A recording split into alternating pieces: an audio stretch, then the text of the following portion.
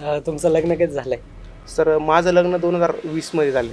आम्हाला असं कळतंय म्हणजे तुमचंच एक भाषण ऐकलं होतं मी. तुमच्या सासऱ्यांना लोकं बोलायचे, की "हा काहीच करत नाहीये, हा असाच फिरतोय, हा कोणती परीक्षा पास झालेला नाहीये. याला पोरगी कशाला देता?" असं काही झालं होतं? हो सर, ते म्हणजे लग्न झाल्यानंतर मला बऱ्याच वेळेस अपयश आलं. हं, तर आजूबाजूचे लोक त्यांचे कोणी रिलेटिव्हज असतील, हं, तर ते बोलायचे की हा कार्यक्रम फेल झालेला आहे किंवा मुलीला शेती करायला लागते, चारा काढायला लागतोय. याचं वय झालं आता, हा काही पास होत नसतो. हं, परंतु त्यांनी त्या गोष्टी माझ्यापर्यंत कधी येऊनच दिल्या नाही. म्हणजे ते कधी मला बोलले नाही की तुम्ही जावाई तुम्ही हेच केलं पाहिजे किंवा आमच्या मुलीला घेऊन जा तुम्ही बरोबर हं. किंवा ती पुण्याला राहिली पाहिजे किंवा शहरात राहिली पाहिजे.